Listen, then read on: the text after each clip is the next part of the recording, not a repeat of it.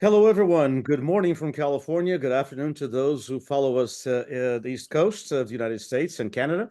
Good afternoon or good evening to those who are in the archipelago of the Azores or Madeira or mainland Portugal.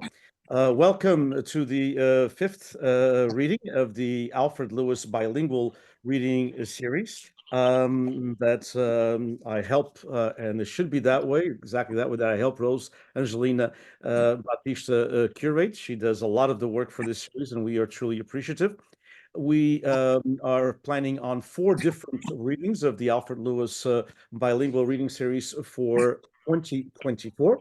So we are looking at the months of January, April in the summer month, and also one in October for the fall. And then we are working diligently to have possibly in the spring of 2025 the publication of the poems and the poets who participated in what will be by spring of 2025 8 different readings with usually 5 poets at least. So we're talking anywhere between 40 to 45 different poets with a minimum of about 100 poems in that anthology in honor of Alfred Lewis and poetry in general. Muito boa tarde para todos, mais uma vez, em nome do Instituto PBBi, da Universidade Estadual da Califórnia em Fresno, bem-vindos. As nossas aulas ainda não começaram, mas o PBBi já começou as suas atividades já há cerca de uma semana atrás. E as nossas atividades para este semestre continuarão, como todos vós sabeis, até por volta do dia 15 de maio. As I was saying in Portuguese, once again, welcome. And although classes have not begun at Fresno State, they do not begin until, well, officially on Thursday. But officially, we are also through the CSU system on a strike. So we'll see how all of that turns out. It's kind of fun and interesting time for California State University system. But PBBi we begin our activities on January the 7th, and we'll continue with the different activities in person and online until May the 15th. We'll have a summer session and come back in August for fall of 2024. Welcome to the Alfred Lewis Bilingual Reading Series.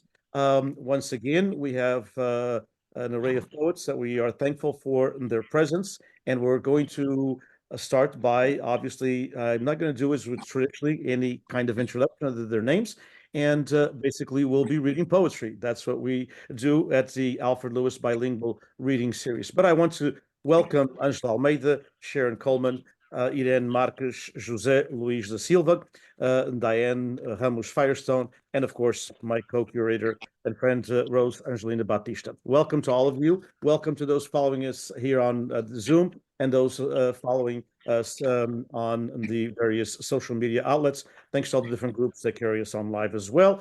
And the Alfred Lewis reading series is also available through a couple of different other formats, which is archived at the PBBi-Fresno State YouTube channel and at our digital archive at the Fresno State Library. We will begin in homage to Alfred Lewis. And so it is a poem in Portuguese and English, and we'll start, as always, in Portuguese. And so, because he wrote it in that language and it was translated, so we'll start with the language that it was originally written in. Noitinha, não é, Rosa Angelina? Muito bem. Noitinha, Alfred Lewis. O sol cerrou a porta. De pouco a pouco, o silêncio cobre aldeia e campos. Deus, como sempre, acende os astros, grandes e pequenos, e padeja carvão para acender a lua. Com seu bordão de cedro, tio Corvelo sai com passos certos sobre as pedras lisas, que o vão levar ao templo para tocar o sino e chamar o povo em oração noturna, ao pastor santo que nos vê e guia. Um vapor branco com bandeiras de mastro a mastro desliza-se no mar, perto da praia, de rumo contra as nuvens espalhadas, embaixo, lá, sobre a linha do pego. Sobre uma parede, balanceando as pernas, um rapaz toca uma gaita americana. Um grilo curioso come para a toada do costume, com que saúda a chegada da noite. E o cheiro da comida, bonito assado ou bolos no forno e um caldo de agrião, soletram ceia para a gente nos sentarmos à mesa da cozinha. Mais tarde, sob uma coxa tecida na terra e um lençol crespo de linho, iremos escutar passos lá fora. Da gente de outro mundo, perdidos, a chorar na solidão das horas. Até que o sono bata a porta e entre. Nightfall. The sun has closed the door. Little by little, silence covers village and fields. God, as always, lights up the stars, large and small, and shovels coal to light up the moon. With his cedar walking stick, Ticurvelo goes out with sure steps over the smooth stones that will lead him to the temple to ring the bell and call the people in a nocturnal prayer to the holy shepherd who sees and guides us. A white steamer with flags from mast to mast slips into the sea, close to the beach, steering against the scattered clouds below, there, over the line of the horizon. On a wall, swinging his legs, a boy plays an American harmonica. A cricket, curious, eats and stops, the usual tune with which it greets the arrival of the night. And the smell of food, tuna fish roasts or cakes in the oven, and a watercress soup. They denote supper for us, time to sit down at the kitchen table. Later, under a quilt woven in the earth and a crisp linen sheet, we'll hear footsteps outside.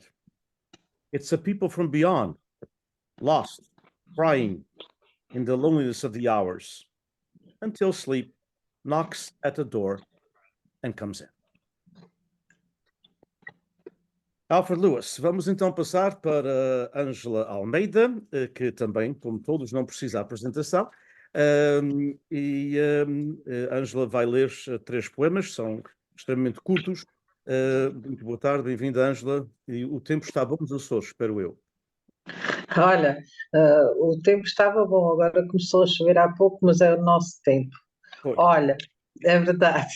Eu queria mandar um abraço a todos os que estão presentes, agradecer o convite e dizer que é com imensa alegria que estou aqui com os 3 poemas presentes nesta belíssima antologia de Sea, Into the Azorean Sea, que tu fizeste, e vou ler então, vou lendo em português e leio em inglês, não é, Diniz? Então o primeiro chama-se Entrega-me o mar. Entrega-me o mar, como se a boca fosse um cântaro com as asas arqueadas sobre a fala, e como se os rios desaguados nos olhos fossem lagos inábeis para entender a rota da sede. Entrega-me o mar e voa. Give me the sea. Give me the sea as if my mouth were a decanter with arched wings over the speech, and as if the rivers flowing into the eyes were lakes, unable to understand the root of thirst. Give me the sea and fly. Obrigada. E agora vou ler um poema, eu gosto muito de Ricardo Reis, e então vou ler um poema que tem a ver exatamente com a guerra, e até parece que é mentira, mas é verdade. Chama-se Mestre. Quando a guerra terminar, farei um abrigo de rosas brancas, e lá nos encontraremos e olharemos o futuro em que juntos traremos o rio dos olhos. E conforme dizias, deixaremos que o dia passe leve e sem pesar, entregando a agonia aos deuses, nossos cuidadores incautos. E ausentes de qualquer enleio, falaremos do exílio na pátria que não no Olimpo, e soltaremos cada hora roubada ao nosso momento. Quando o dia acabar e o abrigo de rosas secar, cada um de nós partirá tranquilo para o seu jardim indefeso, porque as nossas mãos continuarão vazias e os nossos sonhos, esses, estarão guardados no intervalo do tempo. So as Angela read in Portuguese, in English, it's called Master. And as she said, it is in a tribute to Ricardo Reis, one of the many heteronyms of poet Fernando Pessoa. Master. When the war ends, I will make a shelter of white roses, and there we will meet, and we will look to the future, where together we will bring the rivers in our eyes. And as you used to say, we will let a light day go by without heft, delivering the anguish to the gods, our unwary caregivers. And absent from any entanglement, we will talk about exile in the homeland, not on Olympus, and we will release every hour stolen from our moment. When the day is over and the shelter of the roses dries, each of us will leave tranquil to his defenseless garden, because our hands will remain empty and our dreams, those will be saved in the intermission of time. Thank you very much. Estás a falar muito eu- parabéns. Muito obrigada, Diniz. A tua tradução está lindíssima, ainda mais. Este outro poema foi escrito durante a pandemia e, portanto, tem a ver muito com a ausência de pessoas nas ruas que se via. Então é assim: o cansaço alonga-se. O cansaço alonga-se nas ruas da cidade exilada, sem rios para desaguar a dor, roça as paredes das casas e espraia-se nos bancos dos jardins. Não há notícia das chuvas, nem dos bandos de corpos que mastigavam a sede. Sobrevivem meia dúzia de janelas indefesas e os acenos da memória. Um último habitante feriu-se quando tentou escalar os dias. And in English, the tiredness stretches out in the streets of the exiled city. Without rivers to flow, the pain grazes the walls of the houses and spreads itself onto the benches of the gardens. There is no news of the rains nor of the flocks of bodies that chew the thirst. They survive. Half a dozen windows defenseless and the nods of memory. The last inhabitant was injured when he tried to climb the days. Muito obrigada, Diniz. Thank you very much, and for the excellent translation. Thank you. Muito obrigado, Angela. E só para informação, just to inform all of you and those of you following us as well, Angela de Almeida and another fellow poet, Alberto Pereira, will be at Fresno State on the first week of March, and we're hoping to extend that to Berkeley Community College through the work that Sharon does. So they'll be in California for a week with a series of events at Fresno State in person. So we're excited to welcome both Angela and Alberto, who read at our first one of our first sessions to California. Angela's book, she has the calligraphy of the birds has been translated, and it is a bilingual book put forth by Nona Poesia, but we are working with Letras Lavadas to have another edition, a Bruma Letras Lavadas edition in the series that we've done of Alberto, João Pedro, Leite, and Alam Oliveira, and others that will be forthcoming only in English to have it to the American audience when she comes in March. So thank you, Angela. And now we will go to Sharon Coleman from Northern California.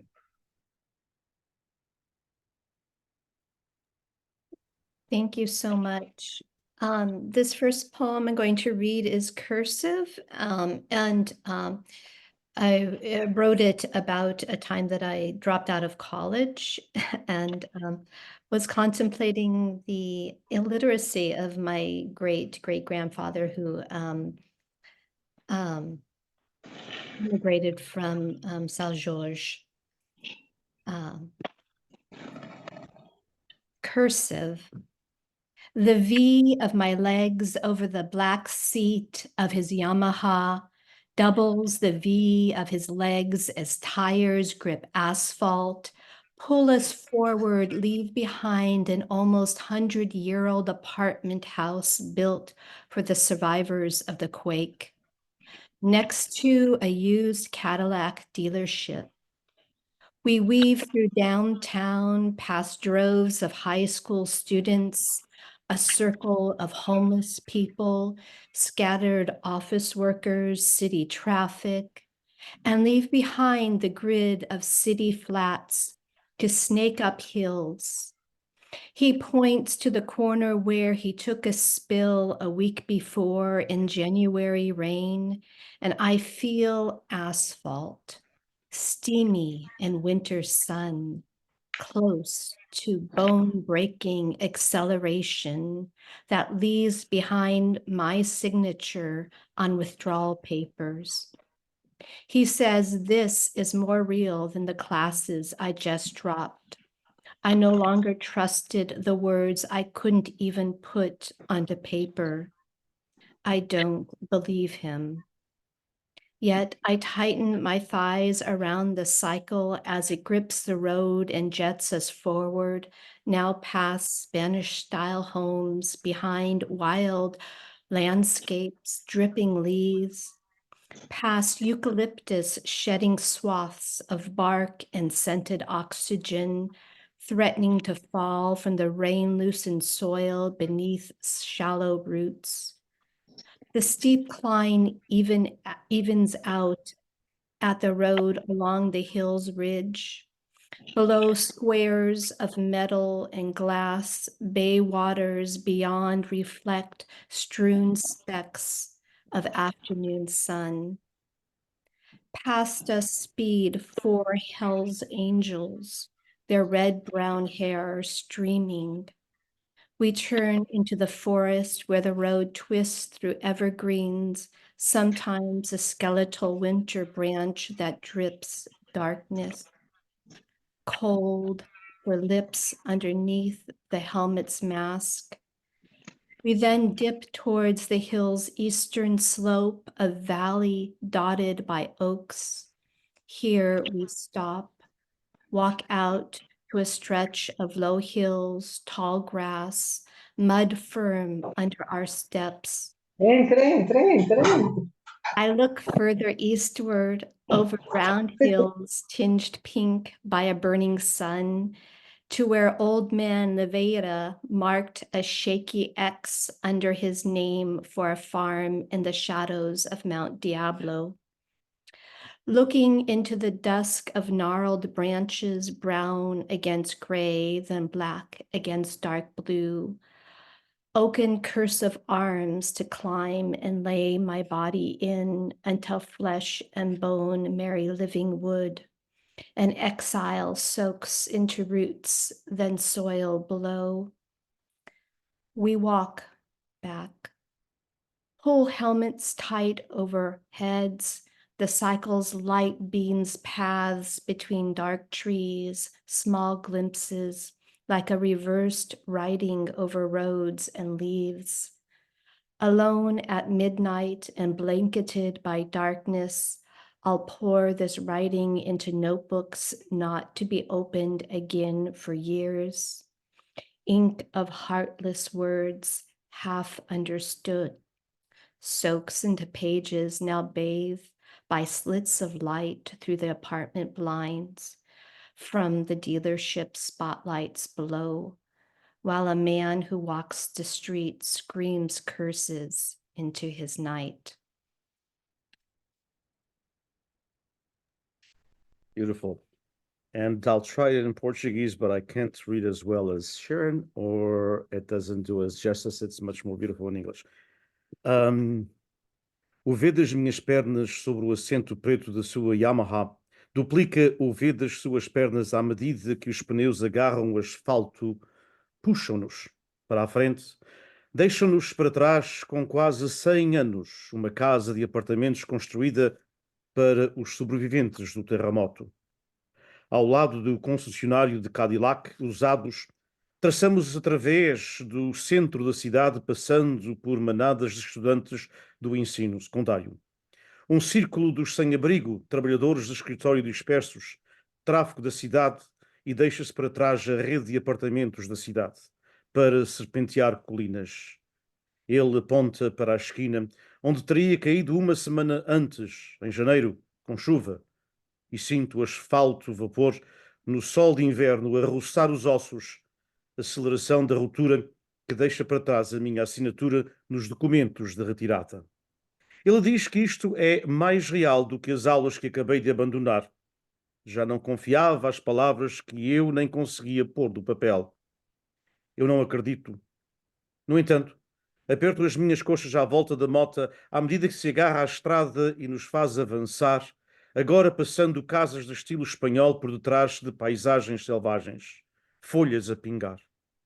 Passando por eucalipto derramando lascas de casca e oxigênio perfumado, ameaçando cair do solo solto pela chuva sob as raízes rasas. A subida íngreme é feita na estrada ao longo das colinas Comeira. Por baixo, quadrados de metal e vidro, águas da baía além refletem manchas do sol da tarde. Passam-nos 4 Hells Angels. Os seus cabelos castanhos avermelhados raiam. Viramos para a floresta onde a estrada torce através das paisagens verdes, por vezes um ramo de inverno esquélito que goteja escuridão. Frio para lábios debaixo da máscara do capacete. Depois, mergulhamos em direção à encosta leste das colinas, um vale pontilhado por carvalhos. Aqui paramos. Caminhamos para um trecho de colinas baixas, relva alta, lama firme sobre os nossos passos. Olho para mais a leste, sobre colinas redondas tingidas de rosa por um sol ardente, para onde o velho Leveira marcou um X instável com o seu nome para uma quinta na sombra do Monte Diablo. Olha para o crepúsculo de ramos nudosos. Castanho contra cinzento, depois preto contra azul escuro. Braços cursivos de carvalho para trepar e colocar o meu corpo até a carne e o osso casarem com madeira viva e o exílio ensopa-se nas raízes e depois no subsolo. Voltamos. Puxamos os capacetes firmemente sobre as nossas cabeças. A luz da mota ilumina caminhos entre árvores escuras, pequenos vislumbres, como uma escrita invertida sobre estradas e folhas. Sozinha à meia-noite e coberta pela escuridão, derramo esta escrita em cadernos de notas que não serão abertos durante anos, tinta de palavras sem coração, meio compreendida. Ensopa-se em páginas agora banhadas por fendas de luzes através das persianas dos apartamentos, dos holofotes do concessionário mais abaixo, enquanto um homem que anda pelas ruas grita maldições para a sua noite. Thank you so much. It's so beautiful. I recognize a lot of the words. It's from my poems into Portuguese there. Thank you so much. The next poem, much shorter, is a poem for my father who passed away a few years ago. Nocturne. As my father's quilt unfolds over darkness, coastal hills fold into me. Wind howls a lullaby through the second-story windows, shoddy and old. Every evening sound is part of the silence. Trains no longer rattle past midnight.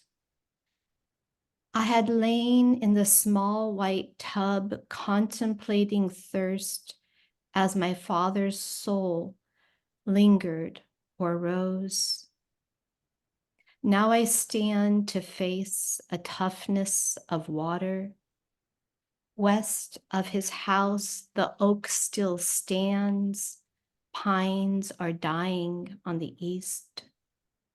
A barefoot tickle of shag as I step from one room's darkness to the next, where sleep never comes until I wake. It's a beautiful poem. To your dad, it's a beautiful, beautiful tribute. Noturno, em português. Enquanto a coxa do meu pai se desenrola sobre a escuridão, as colinas costeiras dobram-se em mim, O vento iva uma canção de embalar através das janelas do andar de cima, velhas e de má qualidade. Cada anoitecer, o som faz parte do silêncio. Comboios já não chocalham depois da meia-noite. Deitei-me na pequena banheira branca a contemplar a sede, enquanto a alma do meu pai se demorava ou se erguia. Agora estou de pé para enfrentar a dureza da água. A oeste da sua casa, o carvalho ainda está de pé. Os pinheiros estão a morrer no lado leste. Uma cócega descalça de felpa quando passo da escuridão de um quarto para o outro, onde o sono nunca chega até eu acordar.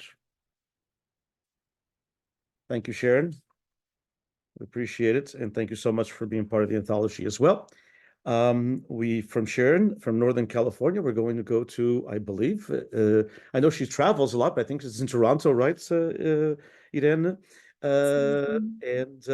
Irene Marques, as I said, we welcome her from Canada. And of course, she writes in both languages, which is great. And so she will be reading in both languages as well. Welcome. Thank you, Diniz and Rose, for organizing this and for inviting me. And hello to my fellow poets who write beautiful poems. So I'm going to read a poem that will be part of a collection in English coming out in Toronto titled The Bare Bones of Our Alphabet. This poem was also published in a collective of poetry. So I'm going to read it in English because it's originally written in English, and then I will read it in Portuguese, my own translation. I won't explain the meaning. The title is The Gemini in Me. I'm a Gemini, full of selves. Well, two selves at least, my father and my mother. From my father, I possess a poetic undertone. I inherited his love for proverbs, those wise words told to him by his father, who heard it from his grandmother in a line that never ends. Words and words traveling down from the very beginning, when humans started to think about how to express their love for one another through clean syllables, likely because they felt lonely and the other was the way to the self. He, my father, also gave me another genetic inheritance, the capacity to feel very deeply the earth in my bones, the astonishing vibrant power of the spring, the warm darkness of the winter, and the milder feelings of the other two seasons, each entering every fiber of my body, so that I can fully feel like a being of the land. My mother is another story.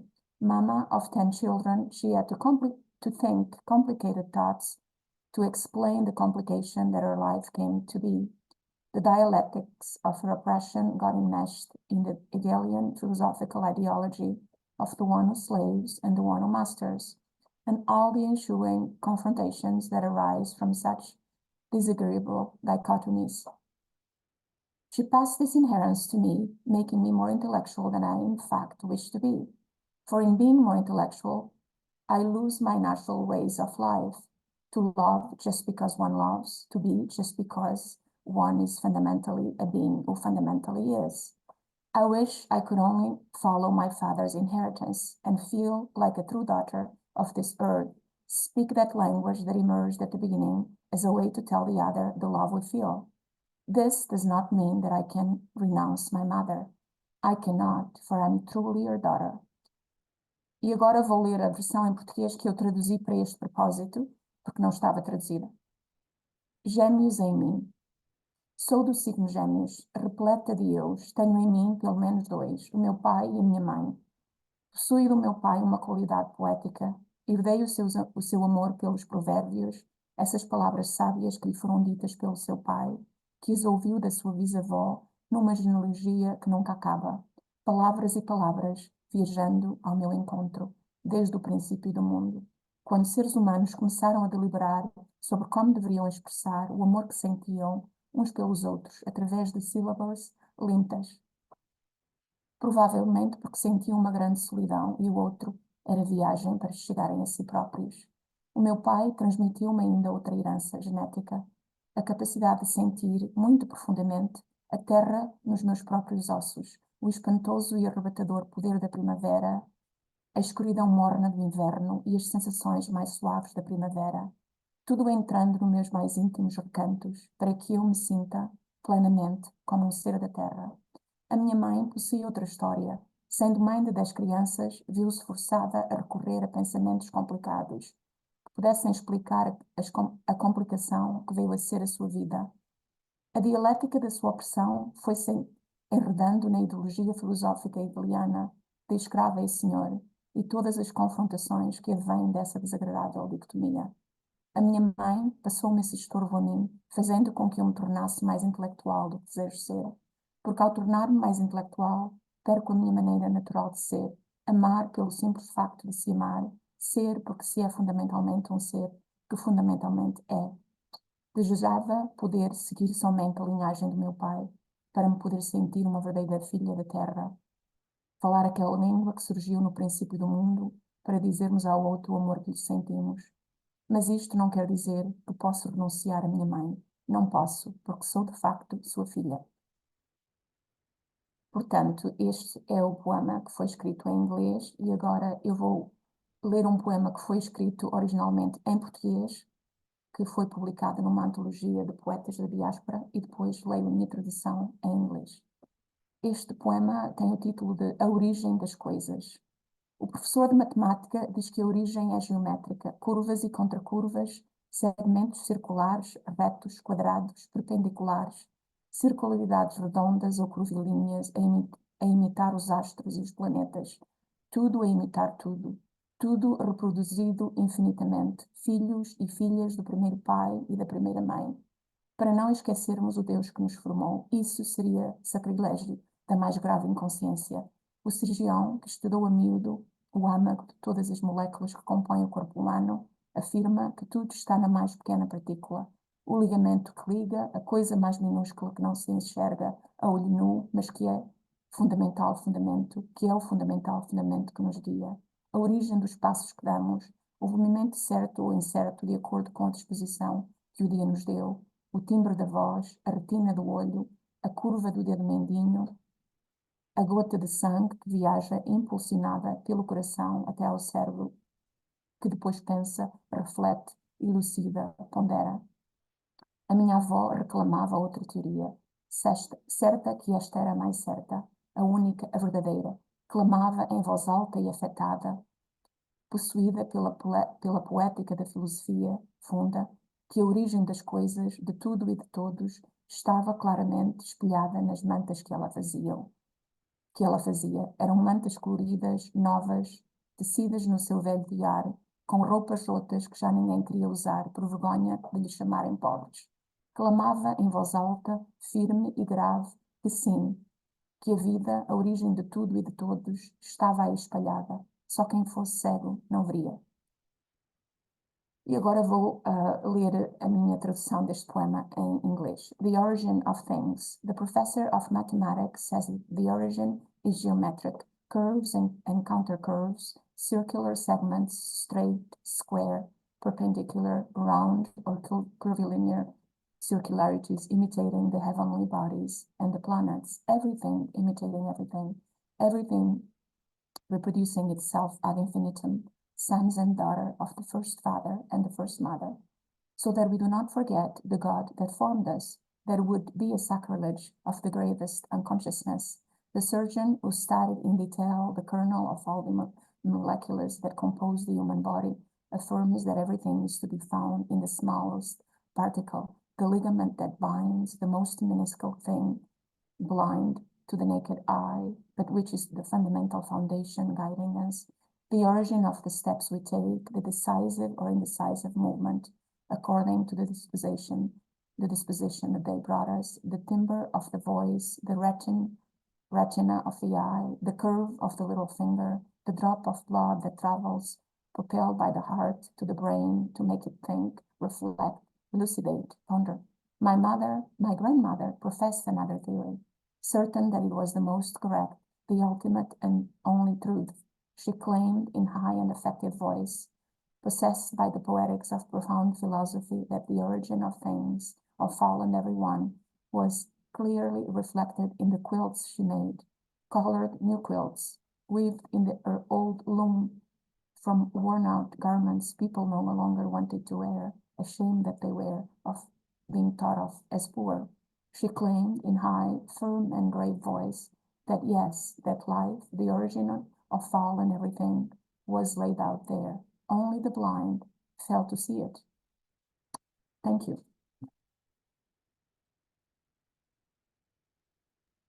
Excelente, excelente. É sempre ótimo quando é o poeta a traduzir, obviamente, sua obra. Obrigado, Irene. Passamos então para José Luís da Silva, voltando ao norte da Califórnia. Hoje, esta edição do Alfred Lewis está muito no norte da Califórnia. Temos três dos nossos poetas que vivem no norte deste estado. José Luís da Silva, meu caro amigo e colega e cúmplice de muitas utopias aqui no diálogo. Bem, bom dia, muito boa tarde a todos, dependendo do lugar. É um grande prazer estar aqui em tão boa companhia. Eu vou ler 2 poemas do meu livro Cântico do Silêncio. O primeiro intitula-se Cancioneiro Pós-Açoriano e é um poema com 7 pequenas partes. No alto do monte canto o som da pedra virgem, com o meu martelo de prata por 7 feiticeiras fundido, para não escapar ao destino, por 7 feiticeiras fundido. O menino garça bate as asas para voar sobre o mar cinzento do sonho que o chama. É o eco distante do tempo no espaço que o chama. Uma ilha a flutuar no doce nevoeiro dos sentidos, desatando o marinheiro ingênuo com cantos de sereia. Não te percas, marinheiro, com cantos de sereia. A noite marcha nos telhados, arrastando os pés de chumbo, a caminho de um encontro com 300 mafarricos. Vai bailar a sapateia com 300 mafarricos. A rosa dos ventos rodou e apontou para o fim do mundo. O pássaro branco partiu e nunca mais voltou. Dizem que seguiu o sol e nunca mais voltou. Há no fundo da lagoa uma viola quebrada, tocando notas oblíquas de uma música já distante. Ouvem-se às vezes murmúrios de uma música já distante. A minha madeira endurece aqui nesta doca seca. Já era tempo de partir, se o mar viesse ter comigo. Cruzaria o horizonte, se o mar viesse ter comigo. A tradução é do meu caro amigo e colega Diniz Borges, da antologia dele, Into the Azorean Sea, e ele traduziu o título para Post-Azorean Songbook. On the hilltop, I sing the sound of the virgin stone, with my silver hammer melted by 7 sorceresses, so as not to escape fate, melted by 7 sorceresses. The boy heron flaps his wings to fly over the gray sea of the dream that calls him. It's the distant echo of time in space that calls him. An island floating in the sweet fog of the senses, unleashing the naive sailor with mermaid songs. Don't lose yourself, sailor, with mermaid songs. The night marches on the rooftops, dragging leaden feet, on the way to a rendezvous with 300 imps. Go dance to Zapateia with 300 imps. The compass spun and pointed to the end of the world. The white bird left and never returned. They say it followed the sun and never returned. At the bottom of the lake, there's a broken guitar, playing slanting notes of an already distant music. At times, murmurs are heard of an already distant music. My wood hardens here on this dry dock. It has been time to leave if the sea would come to me. I'd cross the horizon if the sea would come to me. My next poem is called In the Silicon Valley, ou no Silicon Valley, também do meu livro, e a tradução vai ser minha, eu é que a traduzi.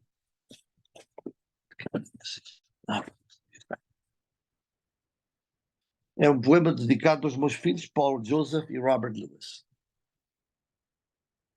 Os nomes se apagam por esta terra sem trilhos, sem memória, desfeitos nas ondas calvas das colinas douradas, lindas colinas calmas que emolduram o lago de águas paradas, de areias lisas, sem histórias antigas, sem rastros de famílias, sem casas de pedra exigindo heranças, lutas por um chão e por um muro, por um limite que abrange o sonho de ficar plantado no centro do tempo, no fio do pensamento, viscoso, latente, que nos une desde os primórdios do nada ao vício das margens do sempre.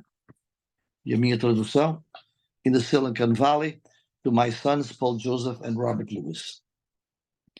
Names fade away in this land without path, without memory, undone in the bold waves of the golden hills. Beautiful golden hills that frame the lake of still waters, of smooth sands, without ancient stories, without traces of families, without stone houses demanding inheritances, fights for a piece of ground and for a wall, for a limit that encompasses the dream of staying planted in the center of time, in the thread of the viscous, latent thought that unites us from primordial nothingness to the vice of eternal shores. É isso. Obrigado. Muito bem, excelente, como sempre, José Luís, muito obrigado pela partilha de dois magníficos poemas, O Cântico do Silêncio, o livro que o José Luís se refere, foi publicado pelo Portuguese English Publications em 2008.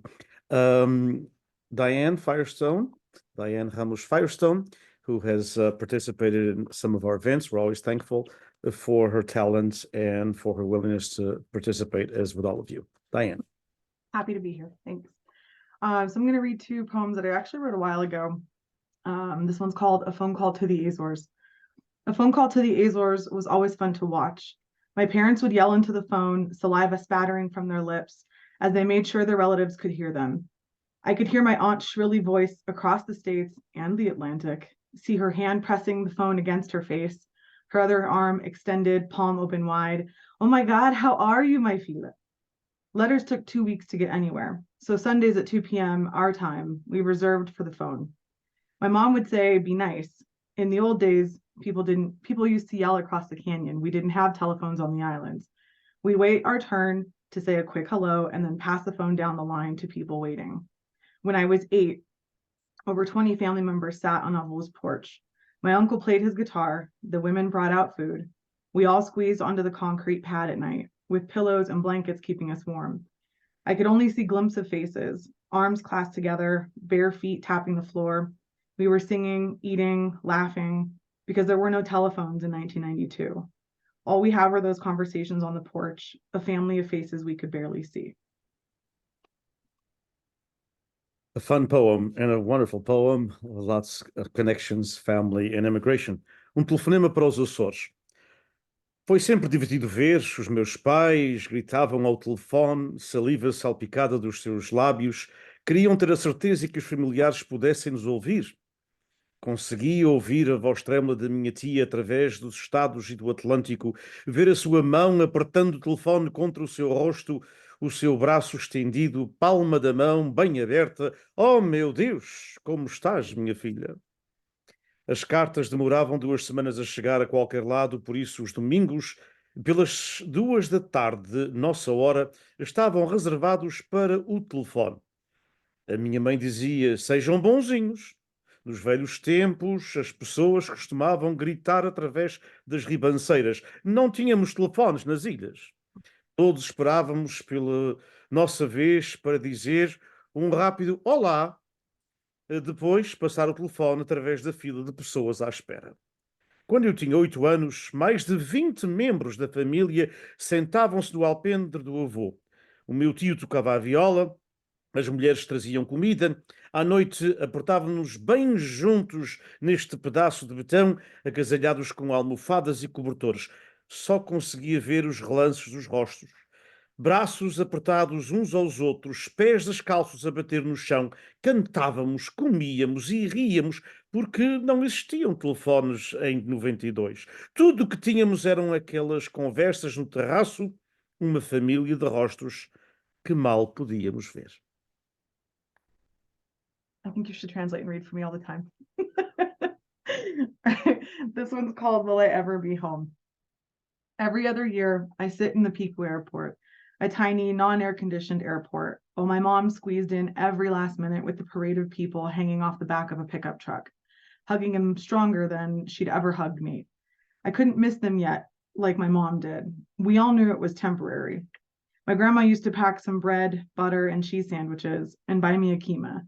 For the long road ahead, she'd say. We were always on the road, back and forth to this country.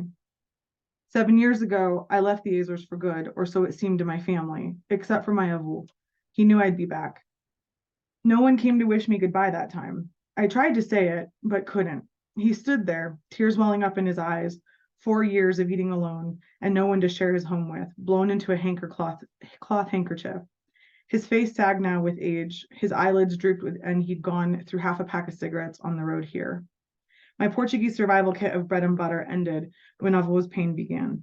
He replaced it with what he could, a beer and ham and cheese sandwich bought at the airport. He hugged me the way my mom used to hug her family. And I embraced him, told him, "Don't cry, Avô, it's not goodbye." Now I can't even remember the smell of his cigarettes, the color of his hair, the wrinkles on his face. I should have held on longer. It's a beautiful poem also. And if I get emotional, it's because this brings back my memories of my grandmother in this case. Estarei alguma vez em casa. De 2 em 2 anos sentava-me no aeroporto do Pico, um aerodromo minúsculo, sem ar-condicionado, enquanto a minha mãe espremia até ao último minuto com um mar de gente pendurada na parte de trás de uma carrinha, abraçando-os com mais força do que jamais me havia abraçado. Ainda não tinha saudade deles como a minha mãe. Todos nós sabíamos que era temporário. A minha avó costumava pôr nas malas algumas sanduíches de pão, manteiga e queijo e comprava-me uma quima.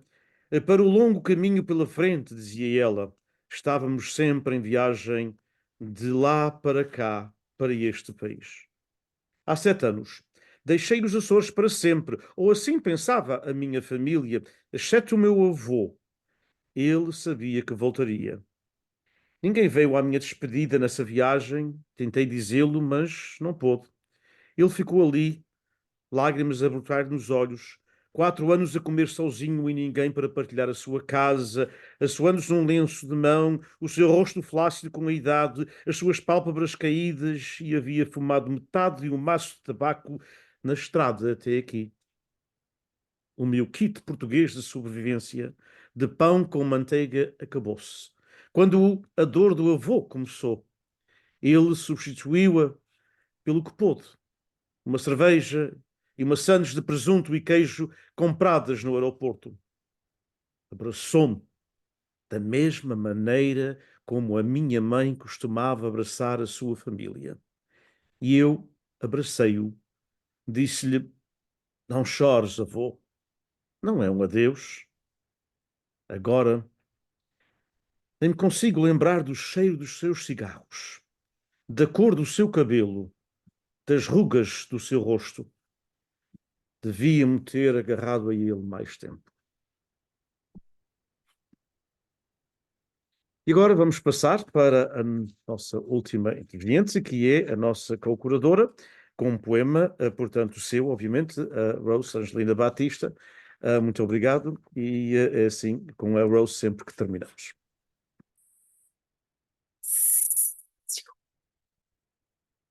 Cerra os olhos às encruzilhadas que as tartarugas de quilhas vêm serrilhar a praia. Acolhe o nevoeiro de sal e subtraia dos ouvidos o lenga-lenga do mar. Consente que os fios da brisa se enleiem nos cabelos e pelos da tua pele. Senta-te e prega atenção às voltas das narinas. Deixa que a respiração se mescle ao nhen-nhen-nhen das aves da orla. Os pensamentos são vistos como um arco-íris marinho que mal surge em cena se exaure. Nem oposição ou suposição levar-te-ão deste estado vivo e claro, feito de folga e calmaria. Indiferenciada beleza, leve, sedosa espacialidade da tua castamente, naturalmente piedosa. Psiu. Hush, hush. Close your eyes to the serrating crossing roads of leatherback turtles coming ashore. Let the salty haze quiet both the ears and the mind, which is adrift among the salutation of waves. Let the breeze below the hairs of your head and brush against your skin. Sit with single-pointed concentration on the tip of your nose or the middle of your chest. Then melt away all the sea taste of your breath. Your thoughts will be traced like marine rainbows that fade as soon as they make the scene.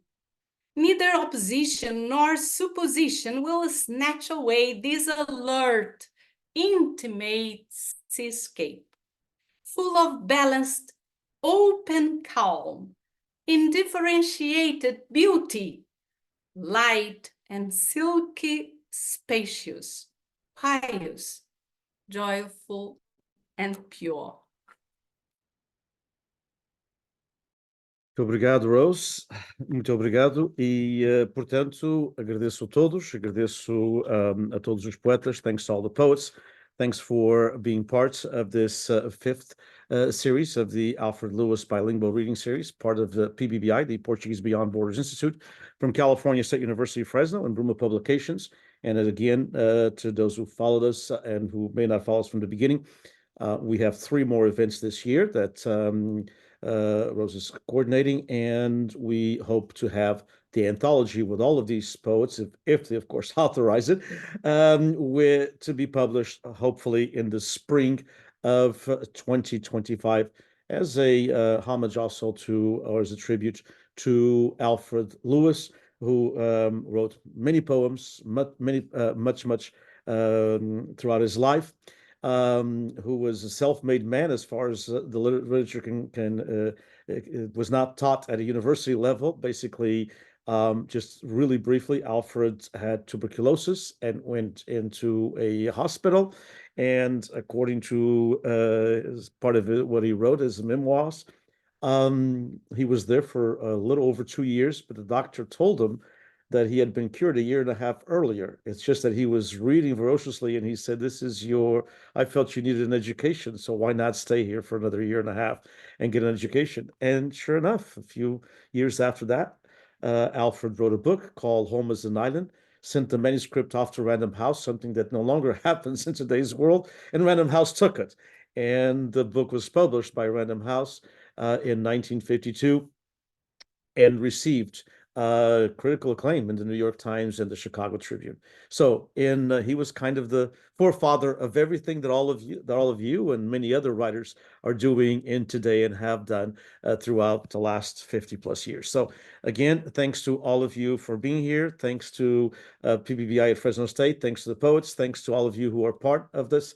And again, we are archived also on at the Fresno State Library and PBBi Fresno State YouTube channel. On behalf of Fresno State, thank you again to all the poets, José Luis, Irene Marques, to Rose, of course, my co-curator, and who does 90% of the work of this, Diana Firestone, Helmut Firestone, Sharon Coleman, and Angela Almeida, who apologizes, but she had an event that she had to run to. She works at the library in Ponta Delgada, and José Luis can attest to this. Ponta Delgada is a very vivacious city in the literary world nowadays. It always has been, but it's amazing.